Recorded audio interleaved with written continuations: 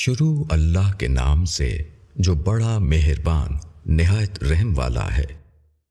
کہو کہ مجھے وحی کی گئی ہے کہ جنات کی ایک جماعت نے قرآن سنا تو انہوں نے کہا کہ ہم نے ایک عجیب قرآن سنا ہے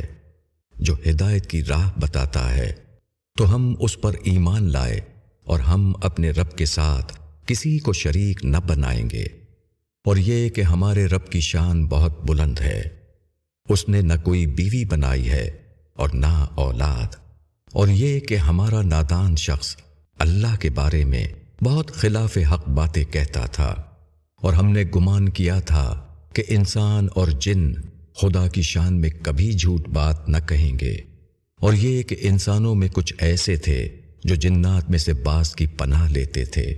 تو انہوں نے جنوں کا غرور اور بڑھا دیا، اور یہ کہ انہوں نے بھی گمان کیا جیسا تمہارا گمان تھا کہ اللہ کسی کو نہ اٹھائے گا۔ اور ہم نے آسمان کا جائزہ لیا تو ہم نے پایا کہ وہ سخت پہرے داروں اور شعلوں سے بھرا ہوا ہے، اور ہم اس کے بعض ٹھکانوں میں سننے کے لیے بیٹھا کرتے تھے۔ سو اب جو کوئی سننا چاہتا ہے تو وہ اپنے لیے ایک تیار شعلہ پاتا ہے، اور ہم نہیں جانتے کہ یہ زمین والوں کے لیے کوئی برائی چاہی گئی ہے یا ان کے رب نے ان کے ساتھ بھلائی کا ارادہ کیا ہے، اور یہ کہ ہم میں بعض نیک ہیں اور بعض اور طرح کے، ہم مختلف طریقوں پر ہیں، اور یہ کہ ہم نے سمجھ لیا کہ ہم زمین میں اللہ کو ہرا نہیں سکتے اور نہ بھاگ کر اس کو ہرا سکتے ہیں، اور یہ کہ ہم نے جب ہدایت کی بات سنی تو ہم اس پر ایمان لائے۔ پس جو شخص اپنے رب پر ایمان لائے گا تو اس کو نہ کسی کمی کا اندیشہ ہوگا اور نہ زیادتی کا، اور یہ کہ ہم میں بعض فرما بردار ہیں اور ہم میں بعض بے راہ ہیں۔ پس جس نے فرما برداری کی تو انہوں نے بھلائی کا راستہ ڈھونڈ لیا، اور جو لوگ بے راہ ہیں تو وہ دوزخ کے ایندھن ہوں گے۔ اور مجھے وحی کی گئی ہے کہ یہ لوگ اگر راستے پر قائم ہو جاتے تو ہم ان کو خوب سیراب کرتے تاکہ اس میں ان کو آزمائیں، اور جو شخص اپنے رب کی یاد سے اعراض کرے گا تو وہ اس کو سخت عذاب میں مبتلا کرے گا۔ اور یہ کہ مسجدیں اللہ کے لیے ہیں، پس تم اللہ کے ساتھ کسی اور کو نہ پکارو، اور یہ کہ جب اللہ کا بندہ اس کو پکارنے کے لیے کھڑا ہو تو لوگ اس پر ٹوٹ پڑنے کے لیے تیار ہو گئے، کیونکہ میں صرف اپنے رب کو پکارتا ہوں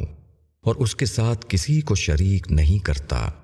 کہو کہ میں تم لوگوں کے لیے نہ کسی نقصان کا اختیار رکھتا ہوں اور نہ کسی بھلائی کا۔ کہو کہ مجھ کو اللہ سے کوئی بچا نہیں سکتا اور نہ میں اس کے سوا کوئی پناہ پا سکتا ہوں، بس اللہ ہی کی طرف سے ہے پہنچا دینا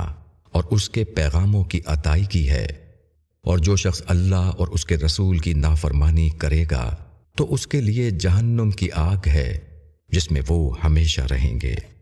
یہاں تک کہ جب وہ دیکھیں گے اس چیز کو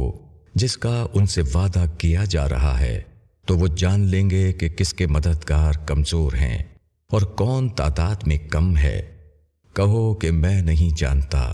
کہ جس چیز کا تم سے وعدہ کیا جا رہا ہے وہ قریب ہے یا میرے رب نے اس کے لیے لمبی مدت مقرر کر رکھی ہے۔ غیب کا جاننے والا وہی ہے، وہ اپنے غیب پر کسی کو مطلع نہیں کرتا سوائے اس رسول کے جس کو اس نے پسند کیا ہو، تو وہ اس کے آگے اور پیچھے محافظ لگا دیتا ہے تاکہ اللہ جان لے کہ انہوں نے اپنے رب کے پیغامات پہنچا دیے ہیں، اور وہ ان کے ماحول کا احاطہ کیے ہوئے ہے اور اس نے ہر چیز کو گن رکھا ہے۔